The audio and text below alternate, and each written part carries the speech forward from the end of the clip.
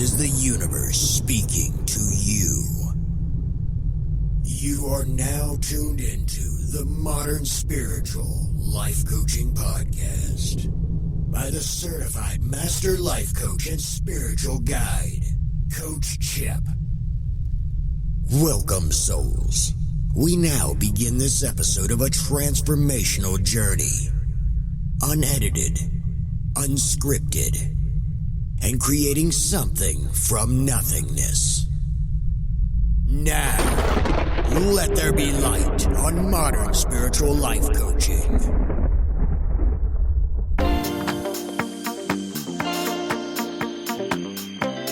You know, gotta move those legs to the beat.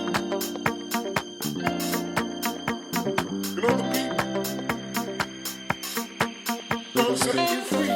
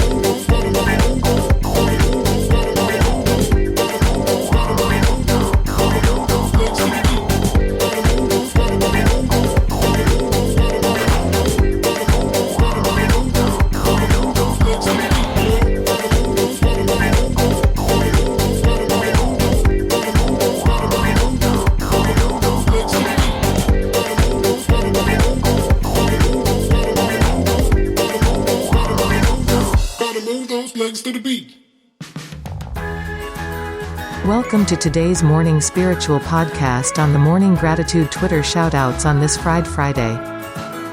Starting off this shoutout is Chirandi. You can follow her back at WagQuickC Krama 1, ShinGJ at ShinGJ3. We also have following us Irango Stage 3 at Shoka_the_last.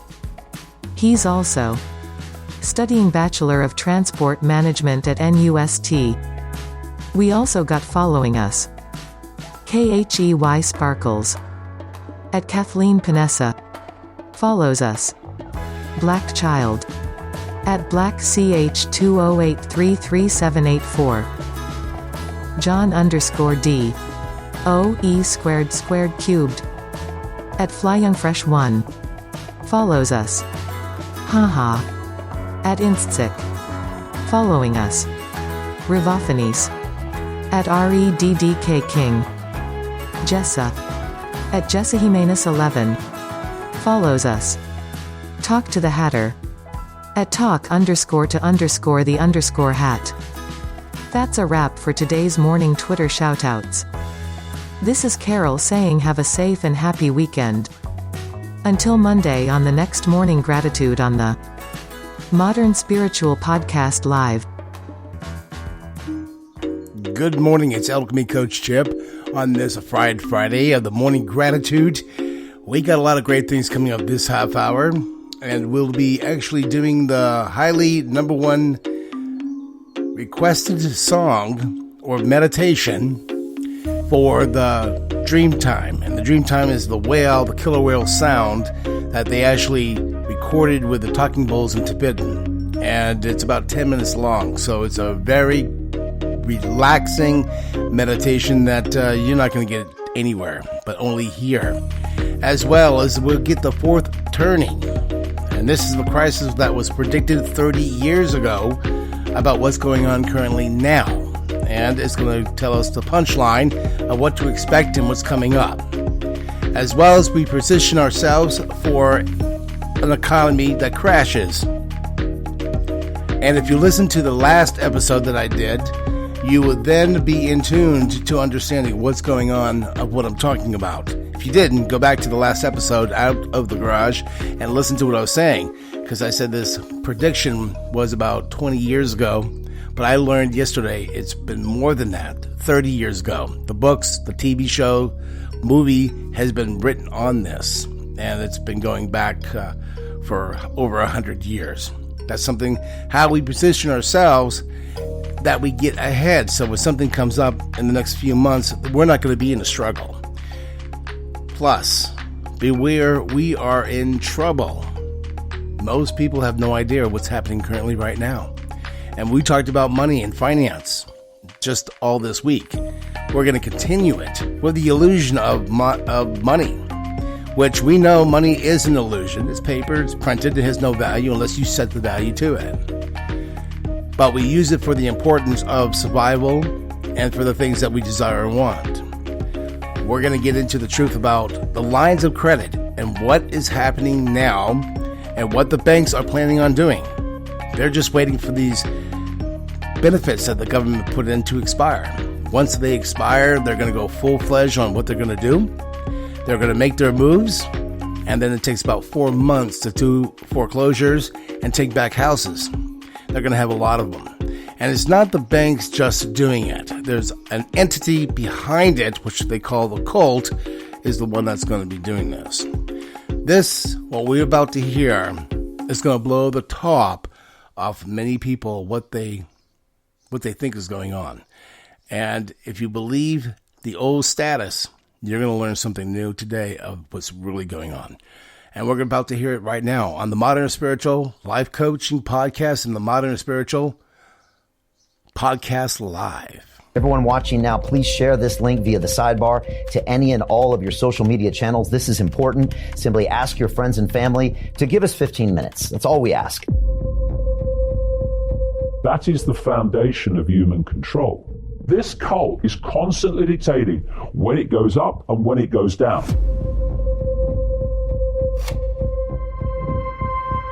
But no one ever talks about it. Why?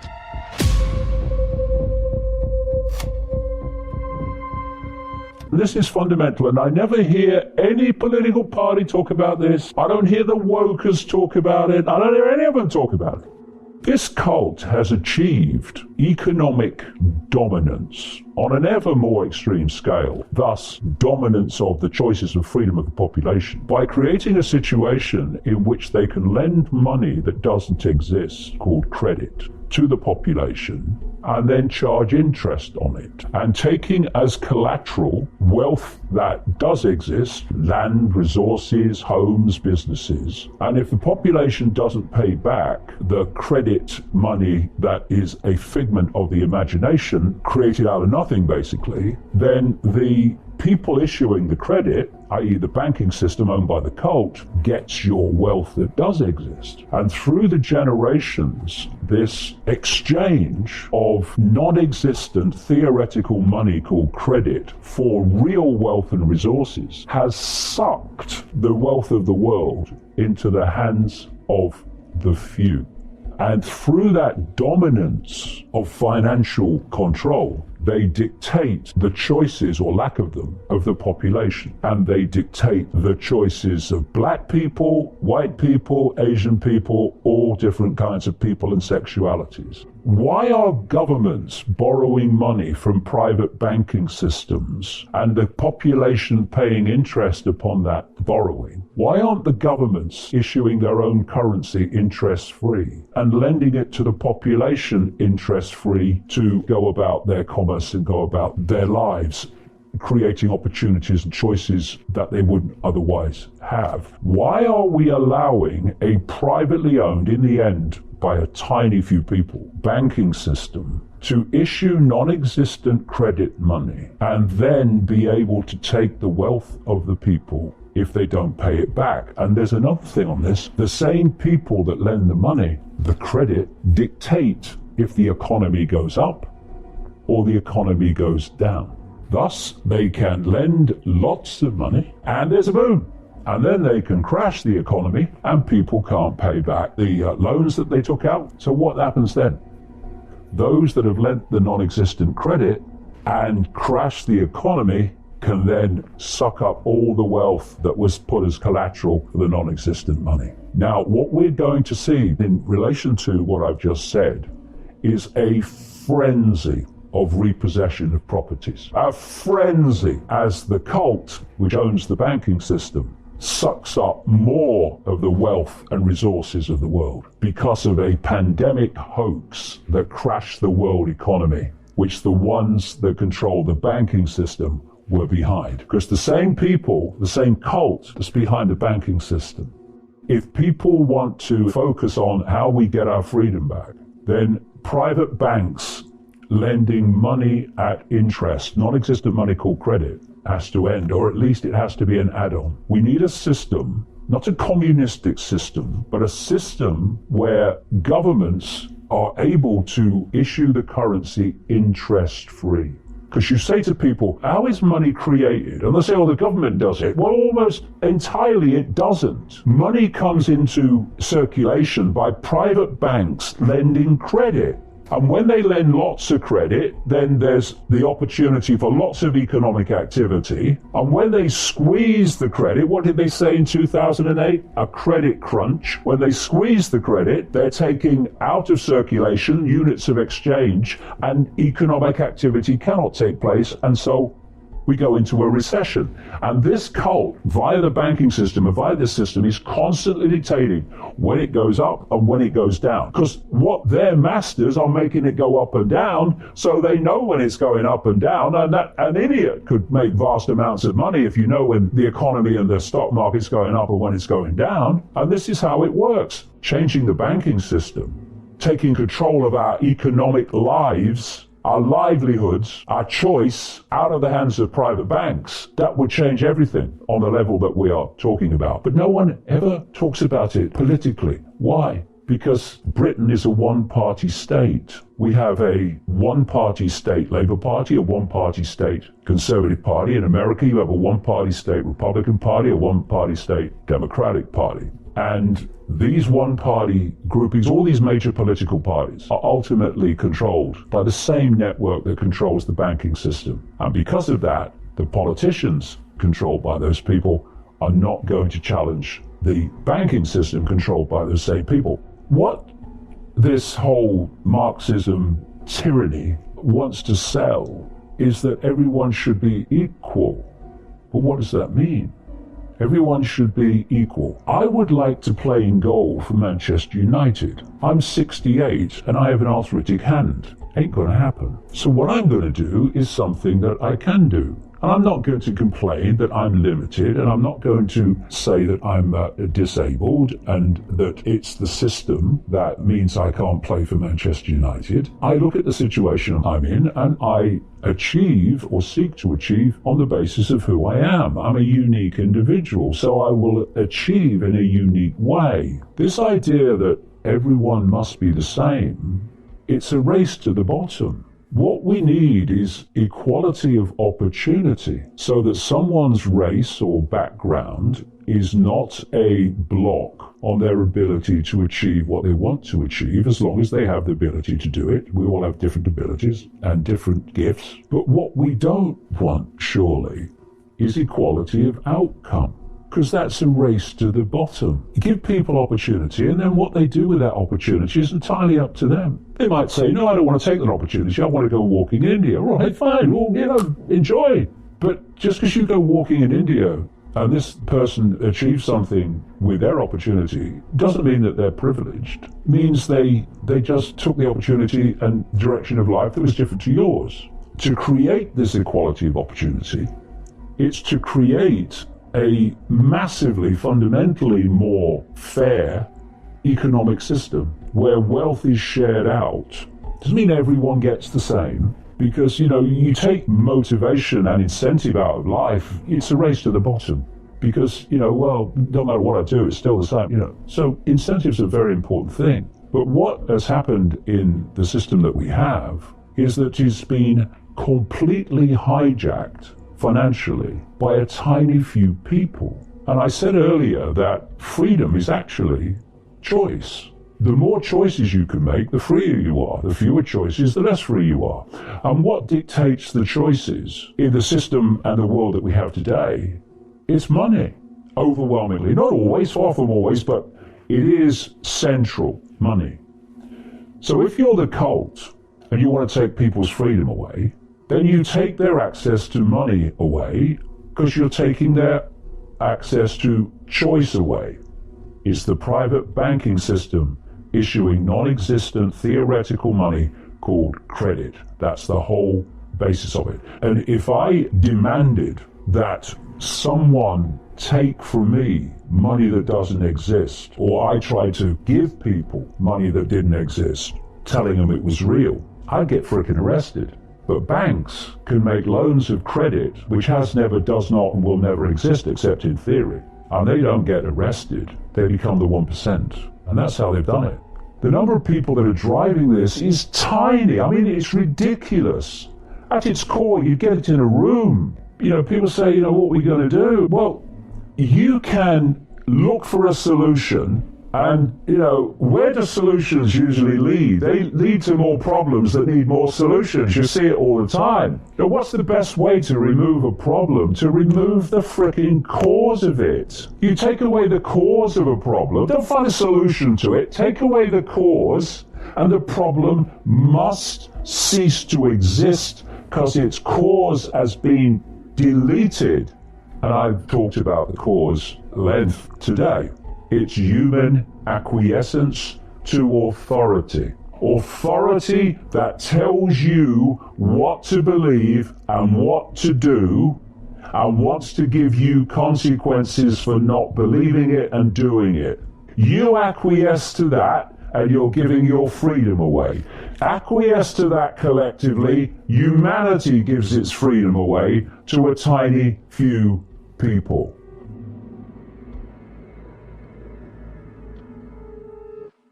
You're listening to the Master Certified Alchemy Coach on the Morning Gratitude Modern Spiritual Podcast.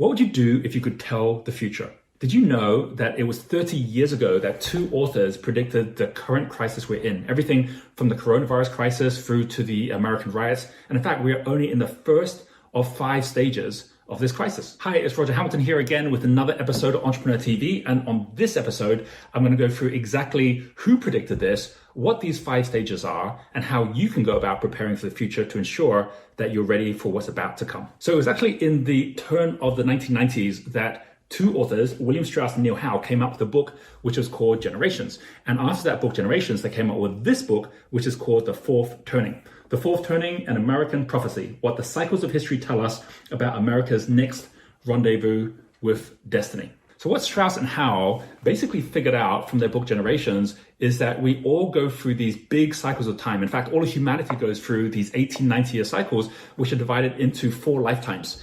And in those 4 lifetimes, we effectively go through the same seasons of spring, leading to summer, leading to autumn, leading to winter. And when they wrote the book in the 1990s, we were in what they call the unraveling, which is the autumn season. And they saw, hey, there's a crisis coming, which was the winter season. And it was about time they warned the American public. Now, in the 1990s, when they actually wrote this book, not a lot of people were listening because it was the dot-com boom. Everyone was doing great. And so as a result, it was only a small group of people that actually started taking this seriously. And even for them, this was too far in the future because they were saying that the entire crisis would happen from 2005 to 2025. It was too far in the future for people to even worry too much about this. But now we're in the crisis. And so now it's time to worry.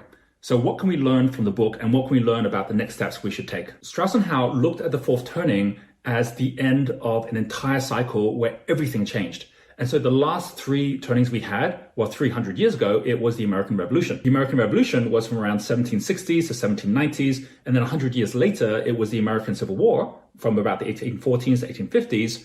And then just 100 years ago, we then had the Spanish flu, the Great Depression, and then from the Great Depression, World War II. Now, if you're thinking these are just authors that just came up with some crazy theory, in fact, they're the same authors that came up with the concept of millennials. In fact, in their book, Millennials Rising, this became a Bible for the marketers of today, where they were showing how every generation has also got an archetype, and every archetype has got a different role at every point in the turning. In their book, The Fourth Turning, this is exactly what they say about each of the 5 different stages, starting with stage 1, the spark. A spark will ignite a new mood. The CDC announces the spread of a new communicable virus. Congress enacts mandatory quarantine measures. Mayors resist. Urban gangs battle suburban militias. Cause mount for the president to declare martial law.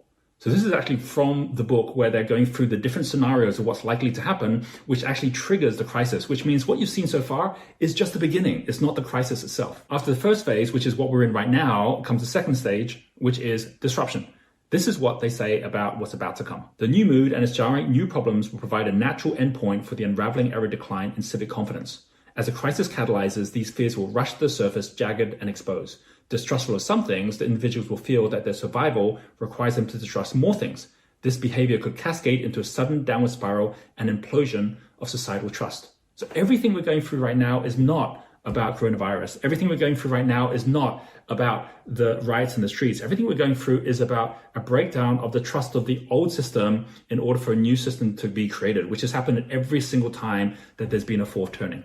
So what about the third stage, which we can expect to see maybe 6 months or even 12 months away from now? The third stage is collapse.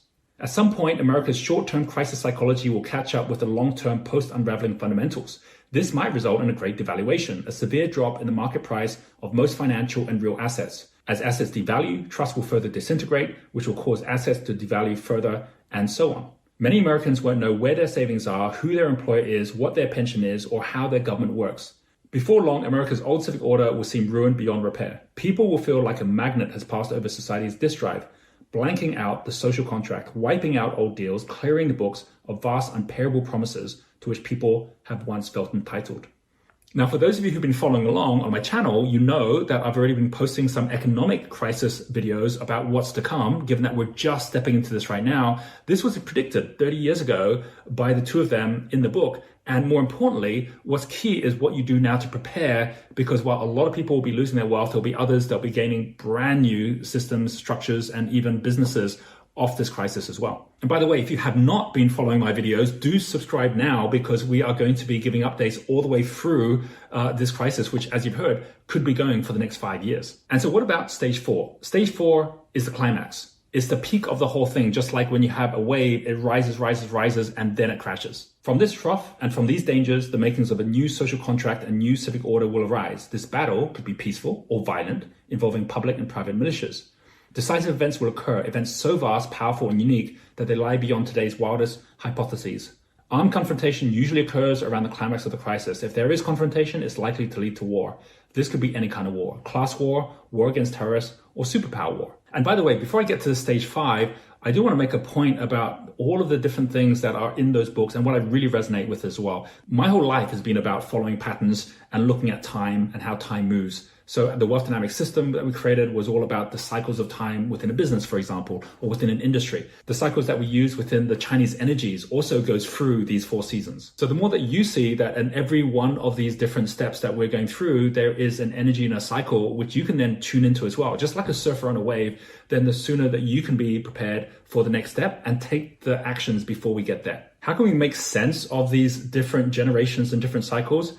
Strauss and Howe looked at each of the 4 different seasons and gave them a name. The very first one, which was the spring, they called the high. And the high was the time when a brand new beginning happened. In fact, after 2025, we're going to see a new high. We just got to get through the pain and the challenges that we have now to be able to get to that high, because there's enough that has to be broken down from the old before we can start the new. The second of the seasons, which is the summer, is the awakening. This is where everything then starts to take form and a new structure is then born. A new world order is created. And then from that second one, you then get to the unraveling, where things already start to go south. And then finally, you get to the next crisis 100 years from now. At every one of these different stages, you also have got an entire generation that gets born. So at the very beginning of the high, after the Great Depression and World War II, we had the baby boomers. The baby boomers were the ones known as the prophets, the ones that were able to be visionary and see the future. After the baby boomers came Generation X. That's my generation. These are the nomads, the ones that actually then traveled out and spread the new system or the new world order around the world. And then during the unraveling, you then have the heroes, the ones who actually start poking holes in this whole new world order. These are the millennials of the last 20 years. And then finally, you have the crisis. Since 2005, you then have this whole new group that's actually been born, which doesn't even have a name yet. And these are the artists. This is where a new renaissance gets born, and where self-expression and creativity becomes the main driver of all the things we're going to be seeing around the world in the coming years. In coming months, I'm going to go through more detail on exactly what each of these different archetypes are meant to do, or how we are meant to protect ourselves and lead ourselves to an entirely new beginning. And this is all coming not just from the work of Strauss and Howe, but from all the work of those who are looking at the future and the new future which is coming our way. And that takes us to stage 5, because stage 5 is new beginnings. And this is what we can be expecting in the coming years as this crisis plays out. The economy will in time recover. Compared to today, it will be less globally dependent, with smaller cross-border trade and capital flows. And emerging in this crisis climax will be a great entropy reversal, that miracle of human history in which trust is reborn. In a moment of maximum danger, that seed will implant and a new social contract will take root. For a brief time, this American feminine will be malleable in ways that would stagger today's unraveling era mindset. The crisis climax will recede into the public memory, a heart-pounding memory to all who will recall it personally, a pivot point for those born in its aftermath, the stuff of myth and legend for later generations. What are 3 things you can do with all this information? Number 1, don't get caught up in the hysteria of the media. The more you have a sense of what's coming, the less you're going to be surprised or shocked when it actually happens. Number 2, expect things to get worse before they get better. So now is not the time to go like crazy, like celebrating about the fact that we suddenly have an end to the lockdown. This is a time to be cautious and to be ready for battening down the hatches for the winter that's coming. And the third thing is get ready for a new beginning. While it's not going to happen overnight, it is going to come in the next couple of years. And this is a moment in time which only happens once in a lifetime. As Mark Twain said, history doesn't repeat itself, but it often rhymes. The more in tune you are with the whole seasons of not just nature, but humanity itself, the more we actually can go out there and shape that humanity. And that's it. Preparing ourselves for the future and for what's coming up, so we're not sitting in the back end and dragging our baggage. We drop our baggage. I will definitely put on the modernspiritualpodcast.com website all these videos and all this information, and we'll be going deeper into this stuff. The more we learn and the more we let you know, the better you can prepare yourself, so we come out of this thing like a rose and smelling great so we don't suffer. And we'll get through it, but we'll get through it together. Right now, I got coming up on this is the sound healing meditation. It's the dream time. It's actually recorded out of Tibetan, and it's taken from the whale sounds out in the ocean, and they put talking bowls with it and put it together. The vibration and frequency to this song will just lift you because of the sounds of it that goes into your energetic field. It's so excellent. But in the meantime, I'm going to leave you with that, with Dream Time. And we'll be back tomorrow in the afternoon time, Mountain Arizona time, 12 noon, to do the Power Half Hour. And I'll add some more stuff about the money and finance of what's going on currently that the mainstream media won't tell you, or the government. Doctors won't tell you neither. Tonight, be prepared.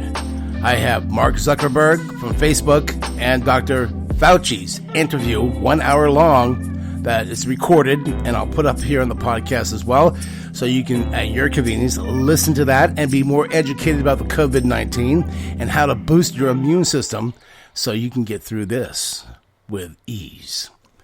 In the meantime, wherever you listen to from around the world, good morning, good night, and I'll talk to you tomorrow, right here on the Modern Spiritual Podcast Live.